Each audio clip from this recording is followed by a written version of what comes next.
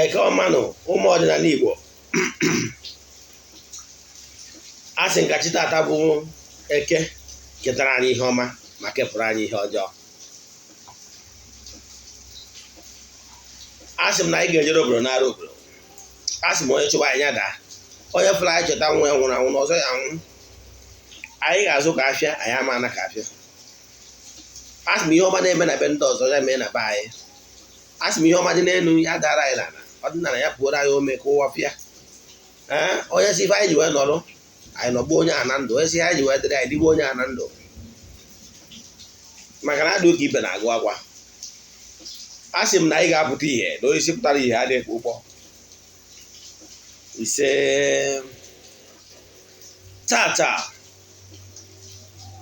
ihe enyi maka ya wee bịa n'ụbọchị taa, eji m n'aka na ịma agụrụ onye na-ekwu m ọmụnwa bụ Eze-Ana Ugochi tubelu na oraifite.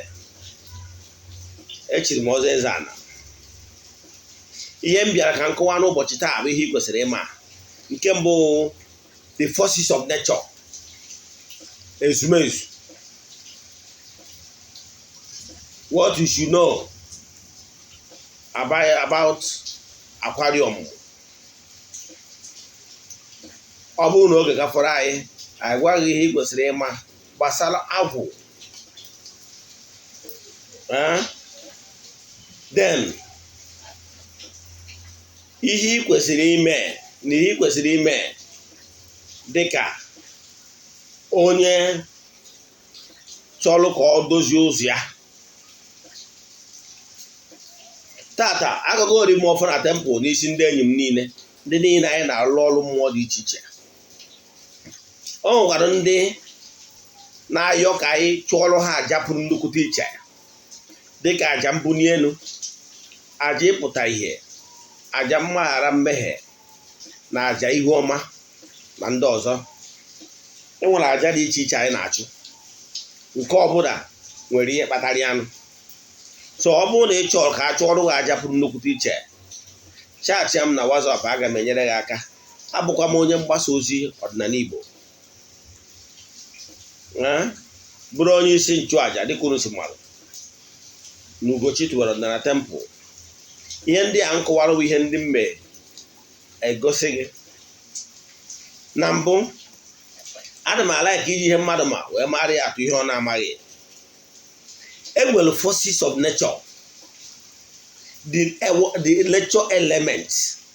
Those nature elements nwere ihe ha na-alụ, and why people are suffering is because you refuse, you refuse to do the needful, to adapt to the laws of nature.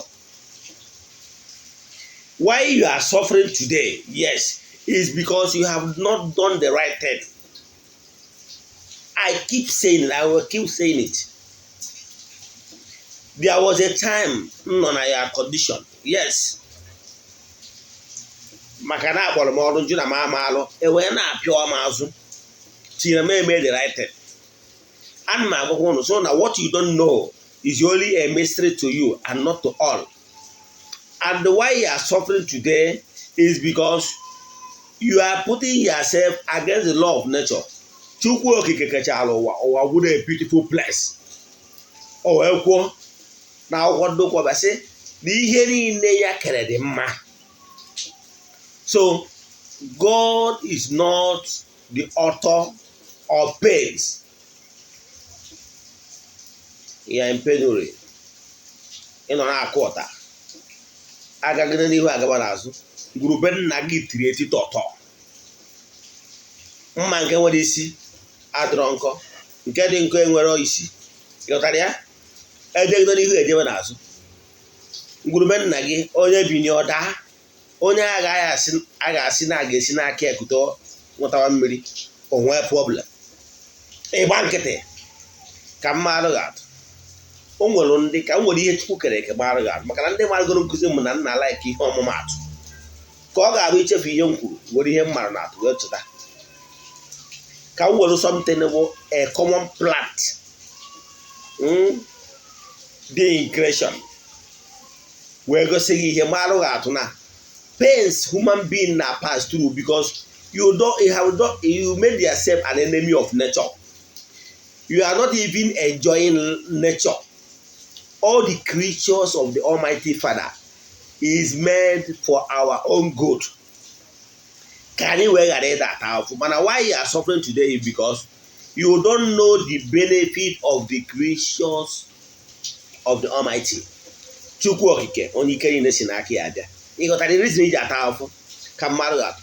O nwere ndị pụtara nụ problem ha na-enwe bụ na agwọ na-abata na ngwurube ha ma ọ na agwọ na-atụ mmadụ.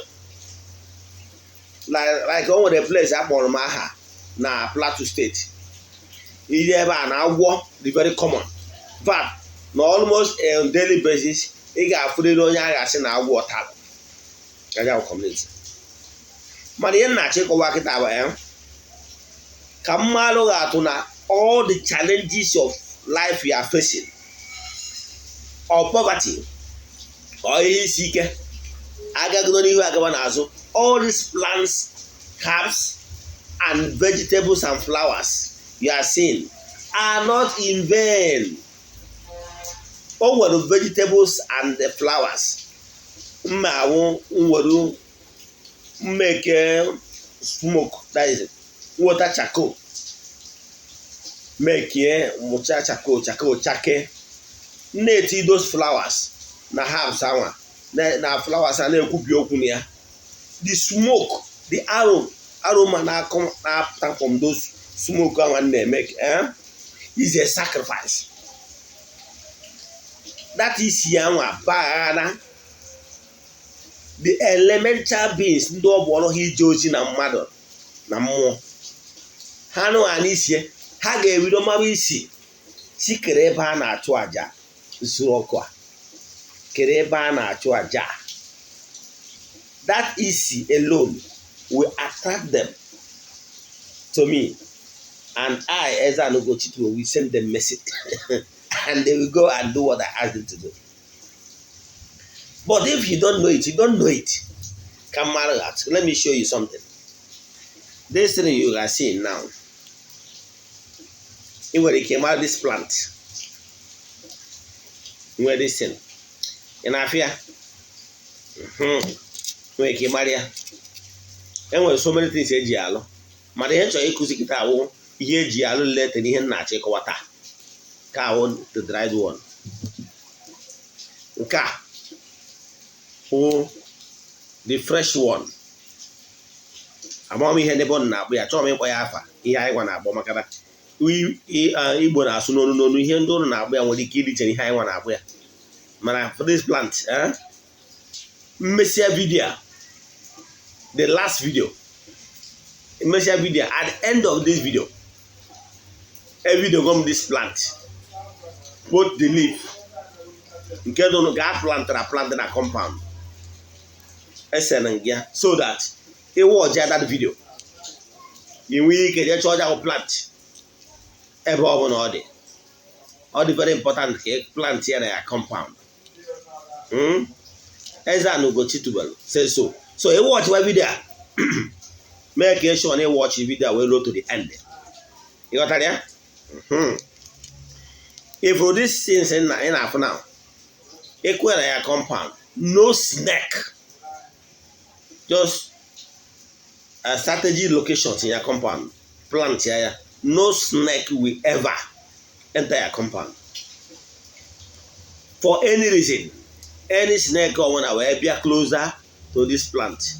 Or at that will be ever. Only snake or one opportunity.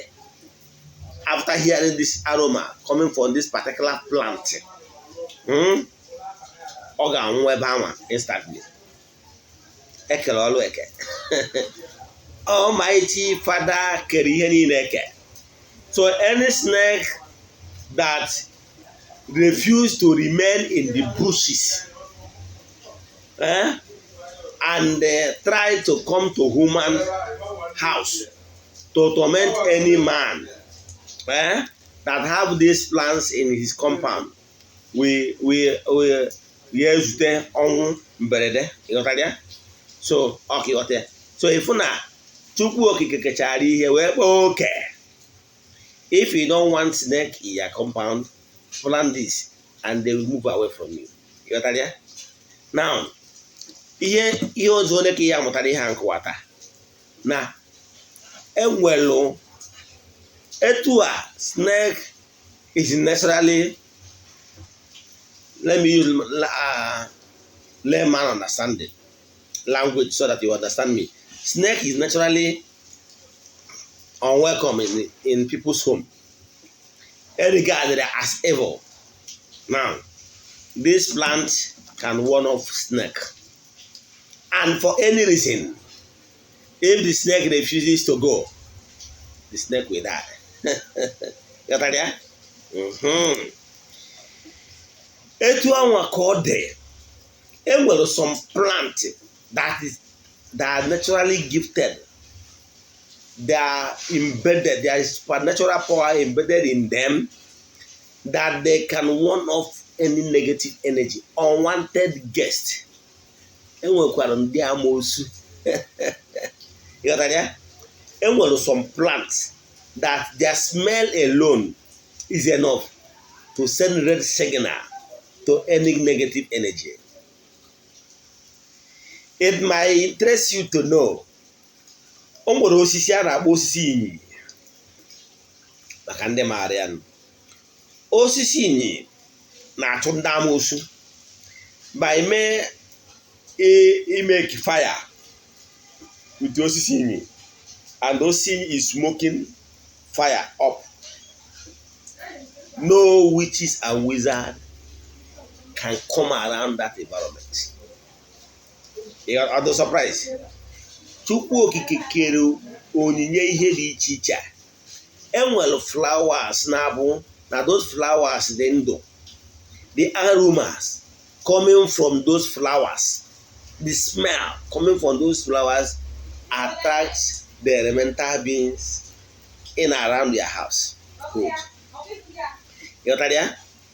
So, onwelu flowers and vegetations, onwelu spiritual powers. In fact, onwelu any plant and vegetation be totally useless.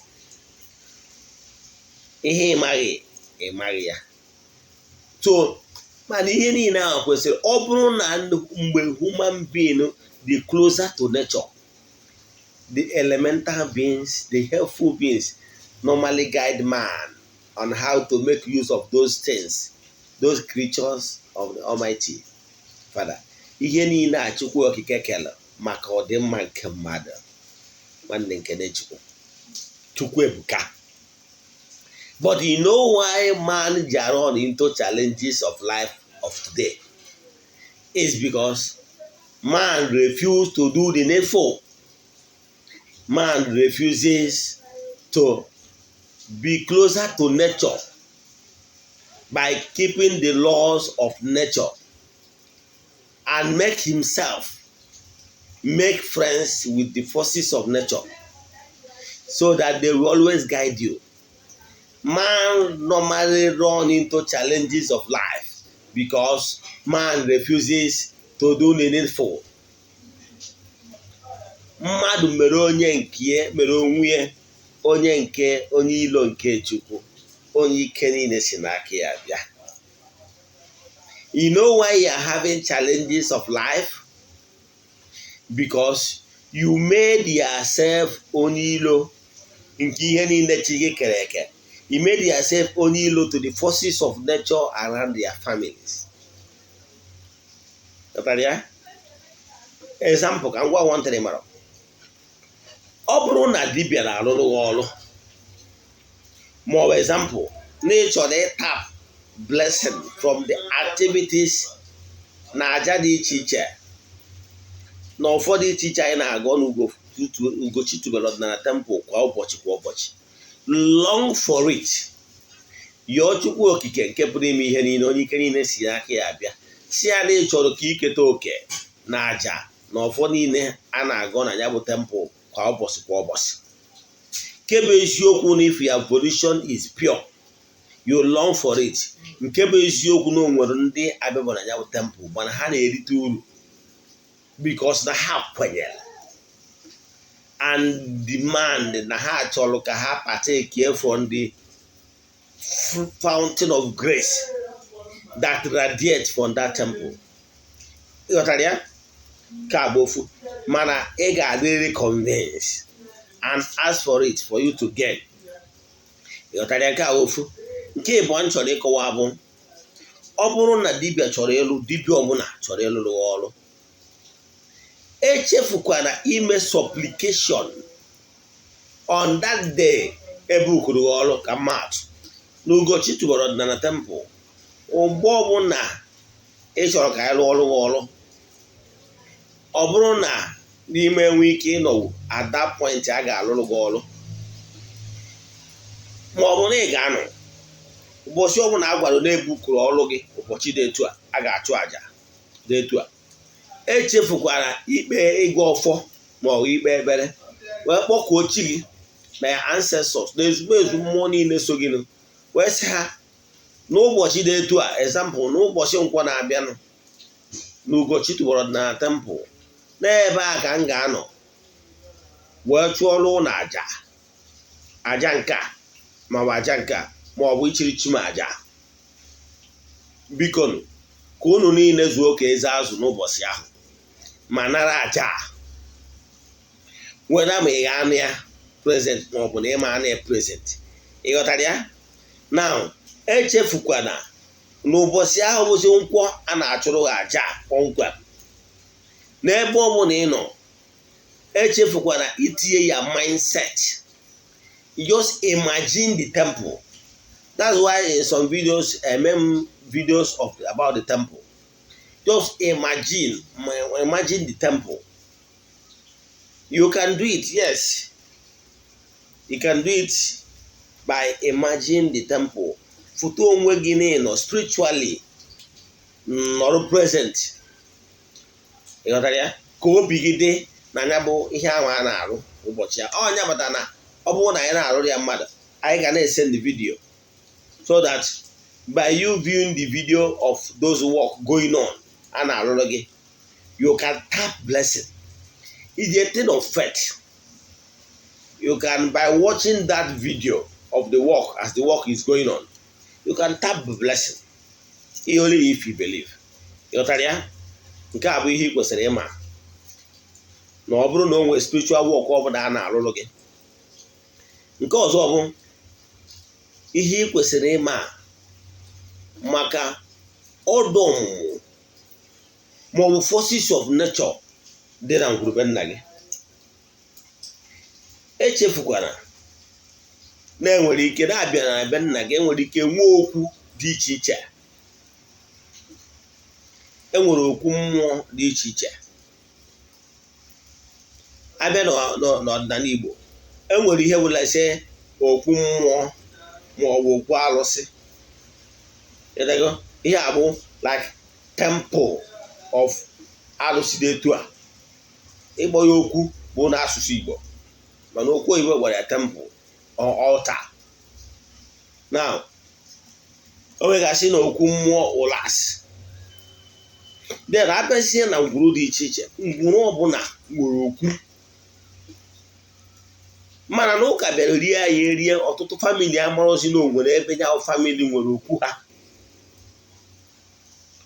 Mgbe gburugburu families na-enwe ihe dịka okwu anị ma ọ bụ ụfọdụ akpọ ya okwu ana. Ịghọtara ya? Ebe a wee ebe a dọrọ ana ngwuru.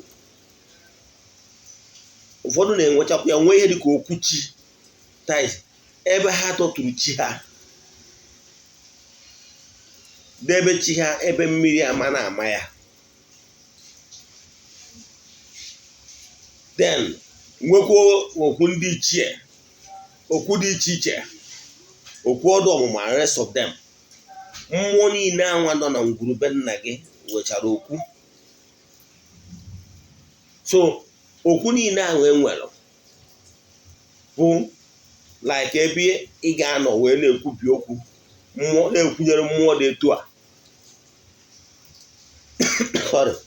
Echefukwara those artifacts you are seeing or those symbols or call it obeshi. or images you are seeing n'ebe okwu ndị a niile nọ. Ọ bụrụkwa ọha nwa bụ the main chi. Example, ndị na-ahapụta ha sị na ndị ọdịnala na-ekpere arụsị apịrị apị, si na onye aghọtara how things work. Those symbol ị na-afụ like symbol of chi onye ụwa m, nwere kpọọ ya okpesi ma ọ bụ ikenga chi m.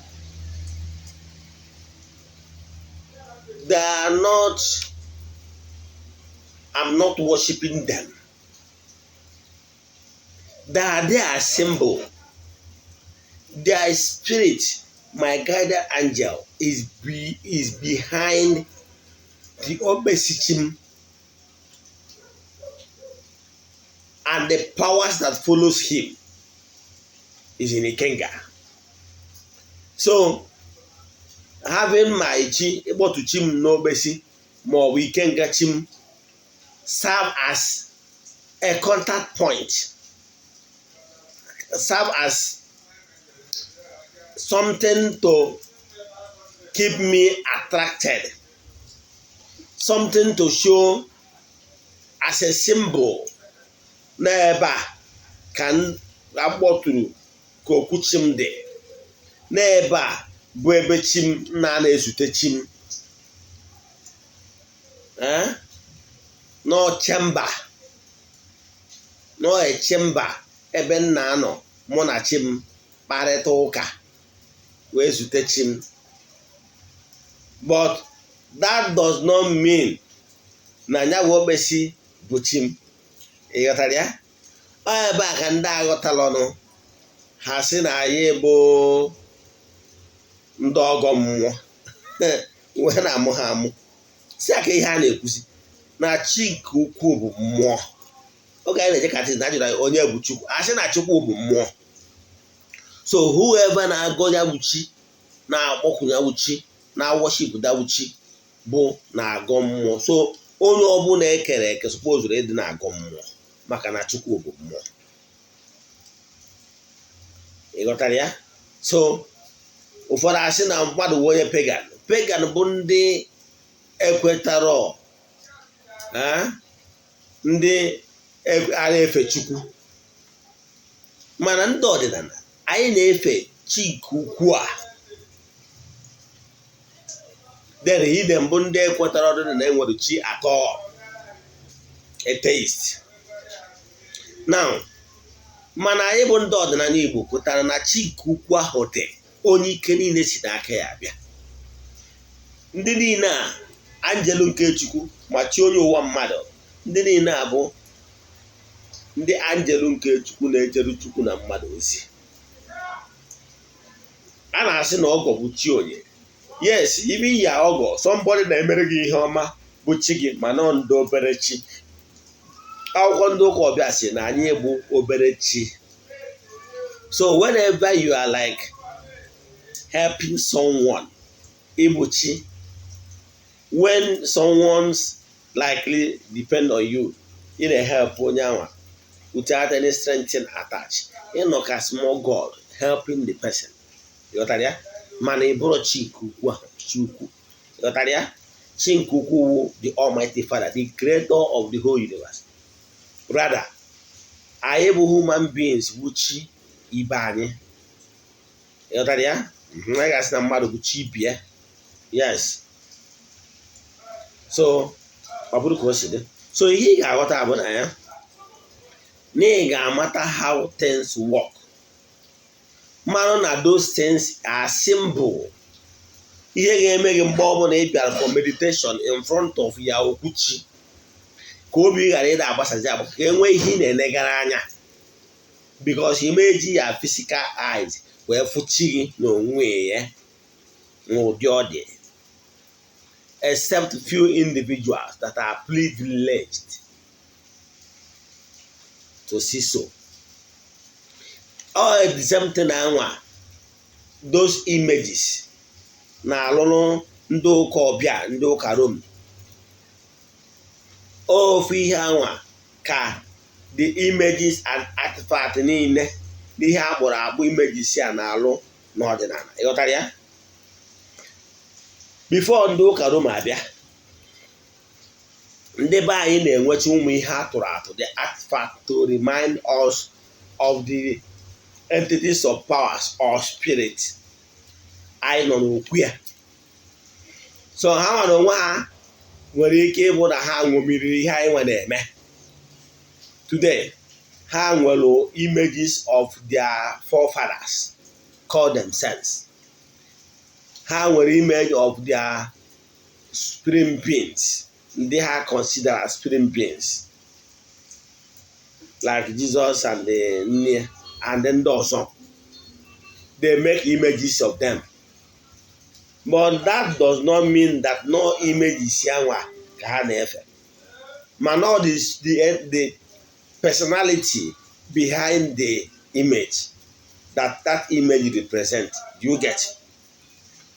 Ejim naka na nasa eji ofuma na ndị ọdịnala ọ bụrụ those carved image. Yes, those carved image. That's why even if you get ebe nwere okwu mmụọ, ibugoro the carved image that represent a particular deity, my dear, the deity is still there because it's spirit. Nobody can toy with spirit.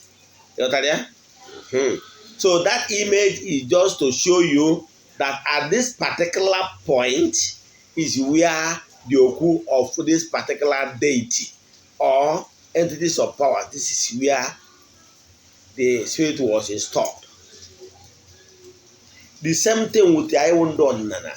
They come with the bear. Ebia my temple. Enwelum okuchim. You know that? Mo kundi chair. Mo kundi chair. Nwa okwu ndị ichie, nwekwazi okwu Ezumezu Agwu, nwa okwu ndị mmiri, nwa okwu mmụọ dị iche iche, the entities of power that is working with me in my temple.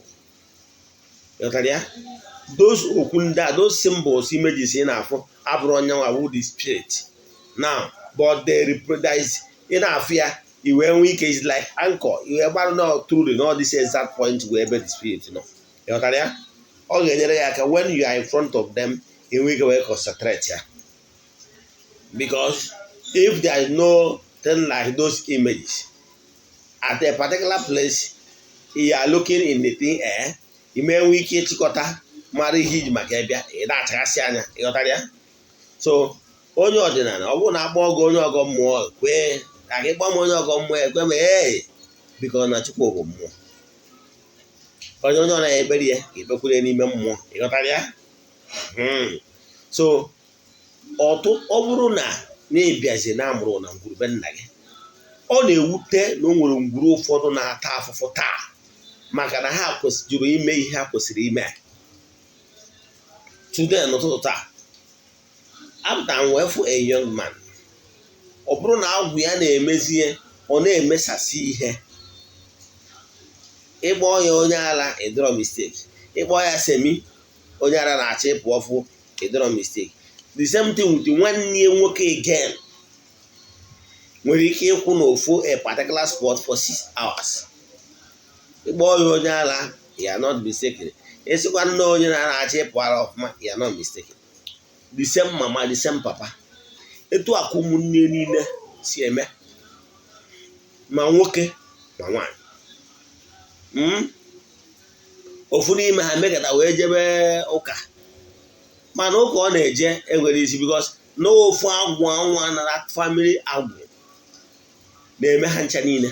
O megidere ọbanye na ụmụ ụka akụrụ aka, but it's only there for a matter of time. It's just a matter of time because the problem that is in the family that is causing them, ma nwoke ma nwanyị na-eme ha ejeje ana has not been solved. Onwere mgbe ọ ga-emecha kwụrụ n'ụkwụ ya na-abụ eburu mmiri na-atụ na ngwuru ha akwụsị unless na solve the root cause of their problem. O nwere problem ihe echeta asị nọ ndị agwụ. nke nwoke nwere na-eme ka ọ na-ayị ara, nke nwaanyị jee ọnata, nke nwoke nụọ di ọnwụnata, nke nwaanyị nụọ di ọnata, nke nwoke nụọ nwaanyị obere oge ya nwunye gbasa. So many problem for one problem. Onwere onye isi kụtara isi. Look into your family. Is there any challenge in your family that is na-eme unu ejeje anana? O nwere family ga-eje na nke ọnwa ike within 2 years enyere mmadụ ịtọ. Nke i nwere ike ije gwọ n'afọ na-asụ na family na-aya ekpochi onunu. I nwere ike ije n'afọ too many things a na-apụta. Ma family ebe emebiri ọfọ, ebe emebiri ihe ọdịnala, ebe egbere ọtọ nọ megide ihe ọdịnala nọ na ngwurube nna gị. My friend, ihe a bụrụ ihe a na-akapụ n'ụka. You must do the needful. If not, agwụ na-aghasara unu ihe. Ịghọtara ya? Ọ bụrụ na ngwurube nna gị bụ ngwuru ebe emebiri ọdụ ọmụmụ, my brother, you will not go far unless you reinstall or renew ọdụ ọmụmụ. Ịghọtara ya? Ngwurube nna gị ọ ngwuru ebe emebiri ọfọ. Remember na that ọfọ is a symbol. O nwere mgbe nkuzi gbasara the power behind ọfọ. Ọfọ is a symbol, a staff of authority of a family. Let me digress a little. O nwere ụbọchị nkụwa gbasara the power behind ọfọ. Ọfọ anwa ka ndị modern families ha bezie ha sị agbọ ya, that is modern ndị ụka ọbịa, ma ọ gbọọ ya ndị English ha kpọọ ya staff of authority. Ije in the legal terms ị ga-afụkwa something similar n'ọfọ. Ya bụ the judge kwubi okwu sị na before the evidence before this honorable court, I hereby rule. Ọgụsịba na Mr. Ifeanyi Okeke having committed a crime of so and so, I hereby sentence him for 10 years imprisonment, or to go to jail for life, or call ọfịarana. Ị nwere ike ịfụta anụ ọ dịka hama nke ndị judge na-use. But ihe dị mkpa bụ he must act in creation. That ọhịa o weliri elu wee kụọ ya na table. That sound is not ordinary thing ya seen. It's spiritual act. That n'elu na ana kwetago na ihe dị etu a esi oti ọfọ na ịghọtara ya. He's judging before evidence before his court or her court. Ka aside, ndị gọọmenti na-eyuzukwa ọfọ mana ha akpọ staff of office. Ijekwa na National Assembly maka na ọfọ bụ nkwekọrịta okwu ekwuchara nwa iyi. Ịghọtara ya? Ama m ka anyị esikwa kọọ mana anyị hope na esonye. Now National Assembly gather represented ọnụkụ dị iche iche, various constituencies or senatorial zones. Enwere ndị si n'ọnụkụ dị iche iche wee bịa na that assembly. After deliberation, the house now agreed that henceforth na so thing will be so thing. Na-etu a ka a ga-esi wee na-eme.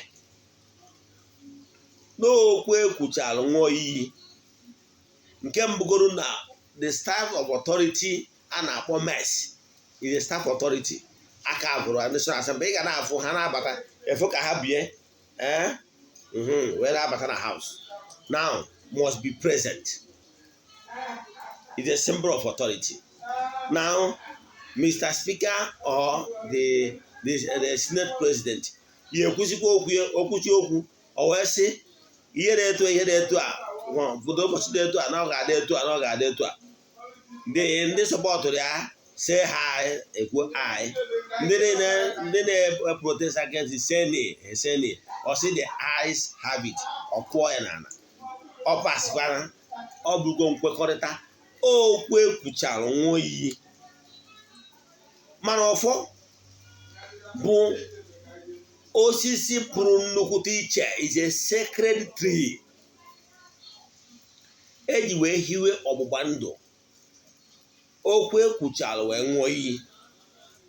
So onwe ọgbụgba ndụ eji wee godo n'ihu symbol of any spirit or deity or entities of power na ekwucha okwu wee sị na ọgbụgba ndụ anyị na-enwe taa nọ maka ihe na-etu a wee kpọọ ndị ichie be nne m na ndị ichie be nna si anụ ọnụ ka m na-achụrụ aja n'ụbọchị taa na aja a m na-achụ na nwoke ahụ agbara uhie na nwaanyị ahụ agbara uhie na ọ bụ ihe ekwuru ubi okwu na bido taa na ihe a m kwuru taa n'ọta ka m na-efiụdụ ụnụ bụ ndị ichie be nne na ndị ichie be nna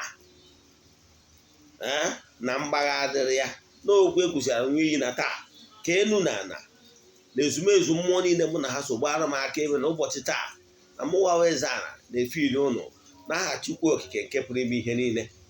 Then ewetazie m ọkụkọ ma ọ wee eburu ma ọ bụ anụ ọbụla m chọrọ iji wee silie ewe nwee the covenant wee silụọ ya. Okwu ekwuchara ṅụọ ya ikwucha ya epie m ọfọ n'ala na-etu ansụ ka ọ dị.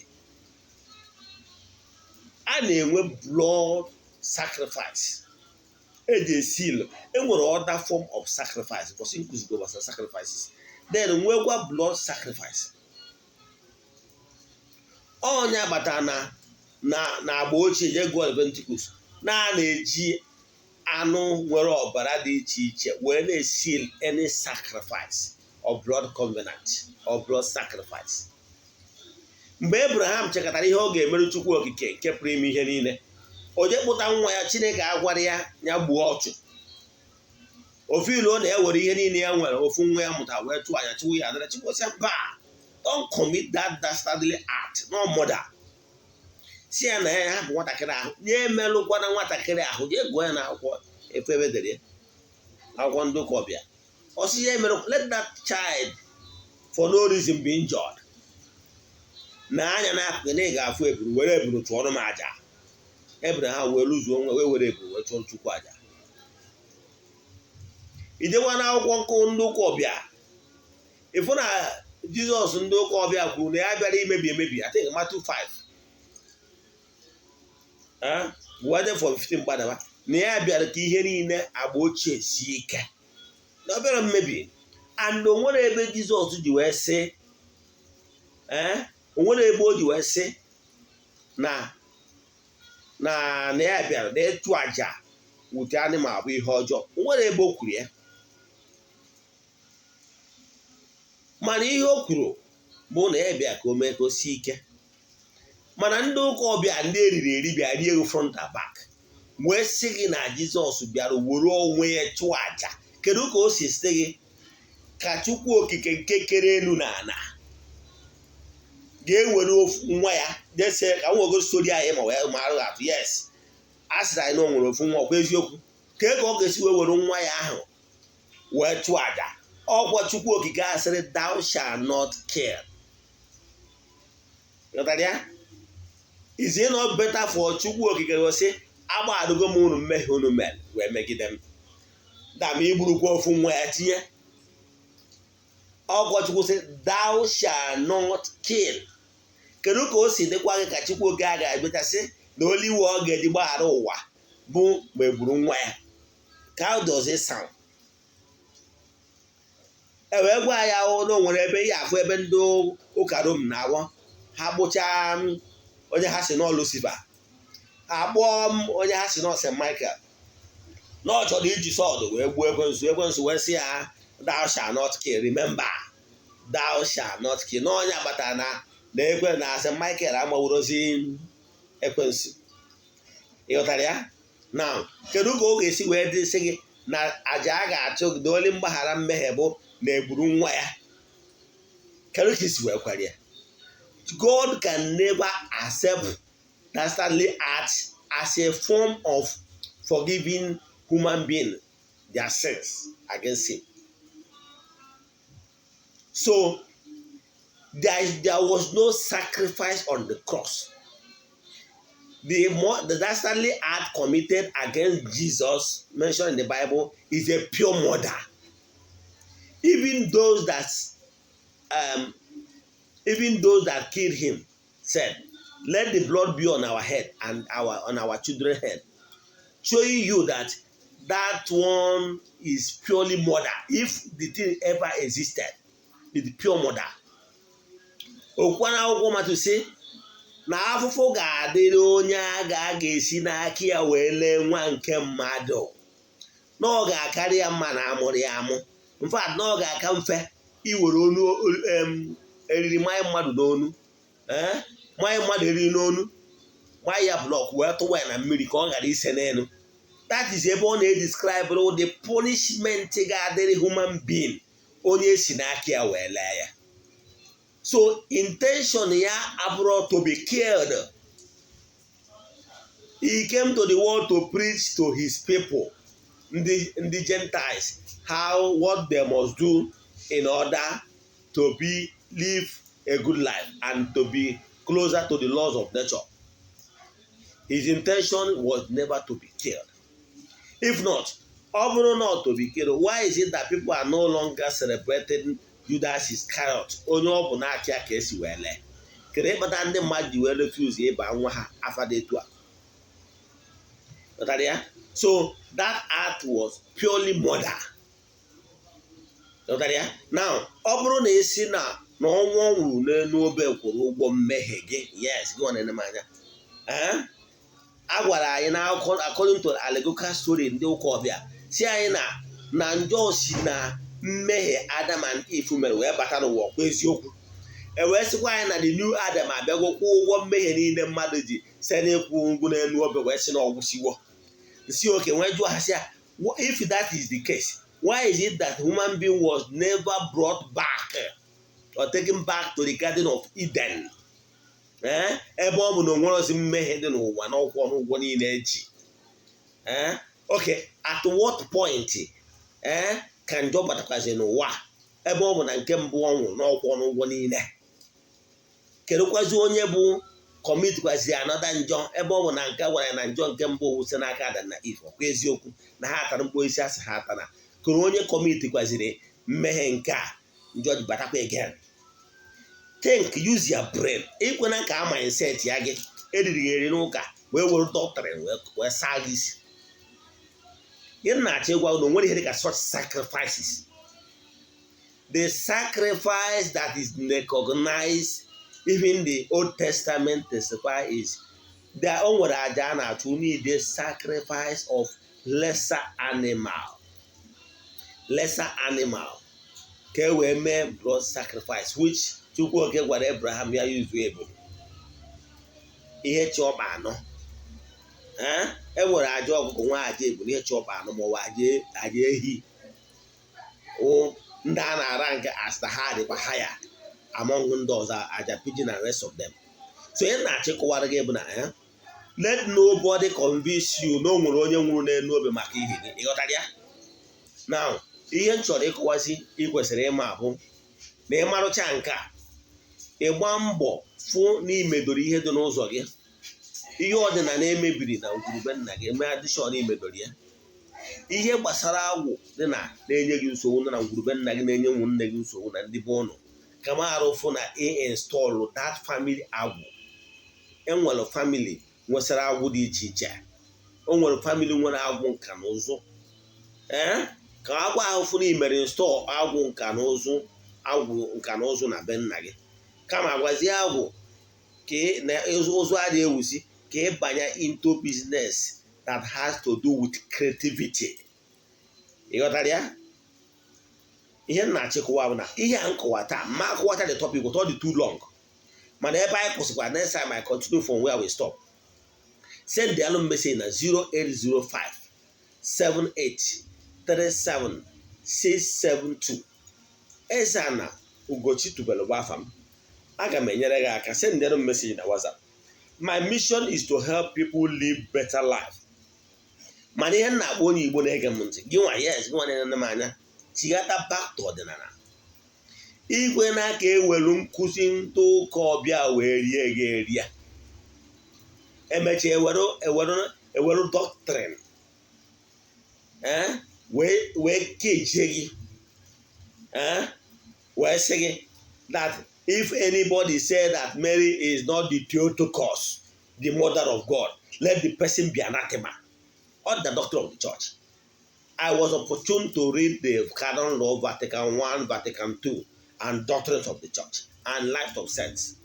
So don't allow yourself to be caged. And ihe ọbụla ị ga-eme, reason it, this thing, is it logical? Is it true? Jesus Christ. Yes, let me quote, but I would like to use what you know. Yes, if he ever existed. O nwere ebe o chi na akwụkwọ ndị ụka ọbịa wee sị gị gaa chụ na aja ebulu. Kama what he keep on saying, that na afọ ga-adịrị onye ahụ a ga-esi n'aka ya wee lenwa nke mmadụ. O wee sị na ọ bụ na ọ ga-ekweme ka ike afụfụ agabeghị ya. Is not what he came for. He died only to defend the truth, the message he brought for the Gentiles. It's not for the African, because he never set his foot on African soil. He did not come for us. He came for his people, the Gentiles, the Europeans, the Greek people, his brothers. That's what he came for. The message he brought is for them.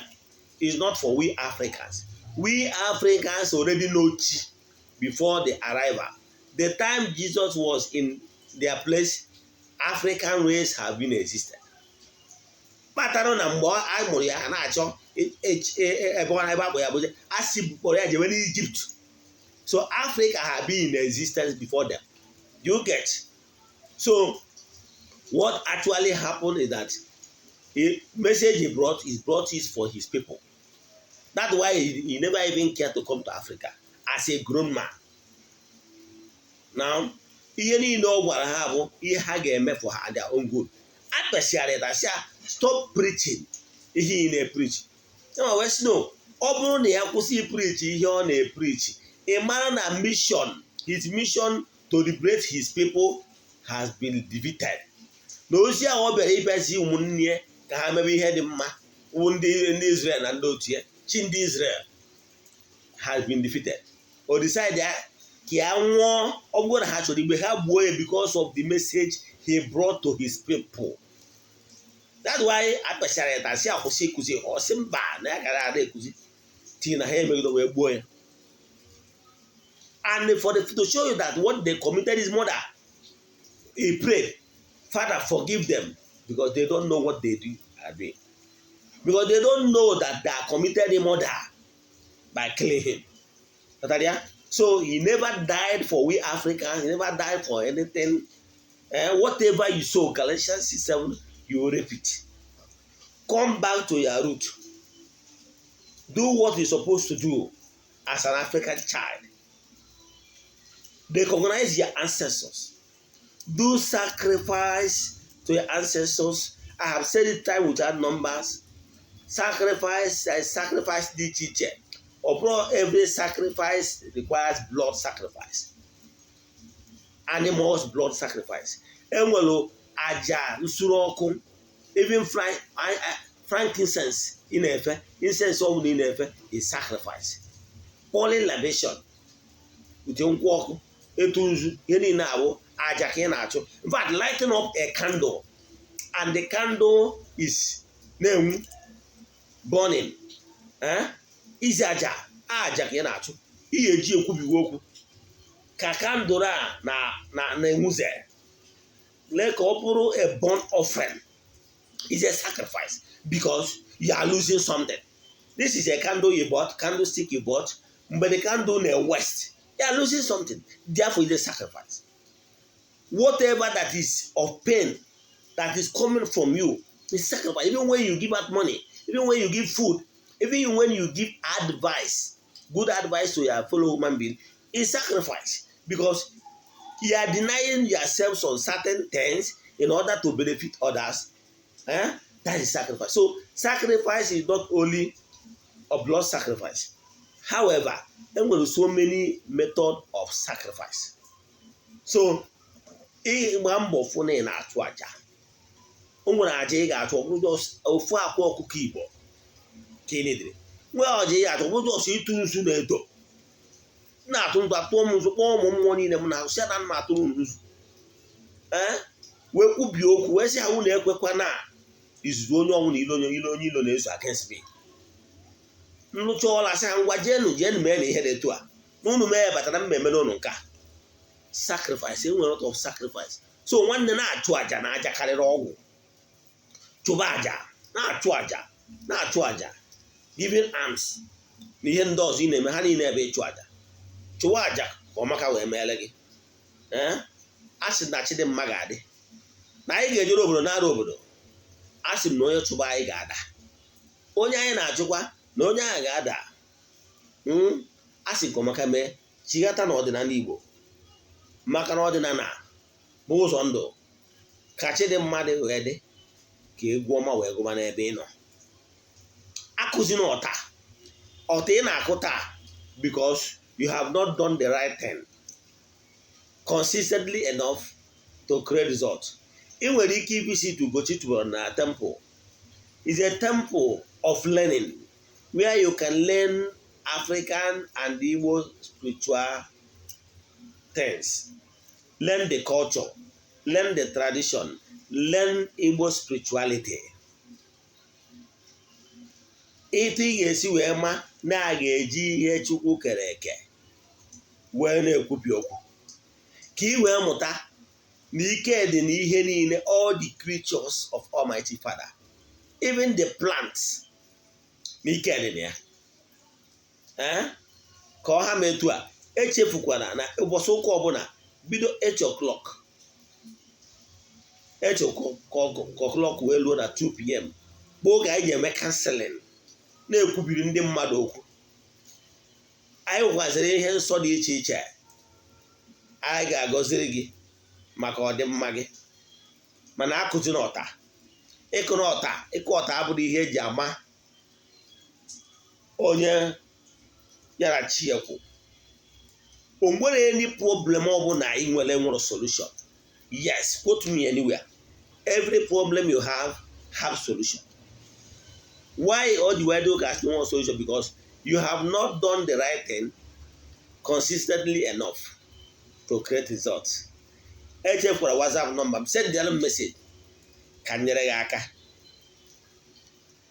Ekwubie m okwu n'isi onye ọbụla na-ege meseji a, ma ndị niile na-eyerecha meseji a wee tụsara ya ndị ọzọ. A sị na ọmaka ga-emere ụnụ. Let there be course breaking. Let there be open doors. Let there be upliftment. Let there be breakthrough in whatever you lay hand. N'afa Chukwu okike nke pụrụ ime ihe niile. Let there be open doors. Let there be breakthrough. Ana m agwakwa ụfọdụ isi ndị niile anyị na-alụ ọrụ, ndị niile bụ ndị enyi m, ndị enyi Ugochi tubelu na temple. A sị m let there be abundant blessing.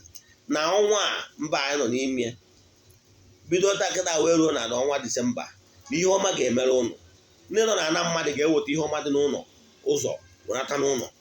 Ndị nọkwa na be ya na ihe ọma ga-emere ụnụ. Ndị nọ na ana mmadụ gụwakwa ọgwụgwọ 21 days unu weta ike mmadụ 20 wenata n'ụlọ.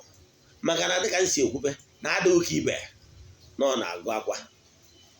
Daalụnụ, ya gazie n'ọfọ. Gị onye na-ege m ntị, nobody died for your sin. Jesus ndị ụka ọbịa died to defend the message he brought for his people, for the Gentiles, for the Greek people, not for we Africans.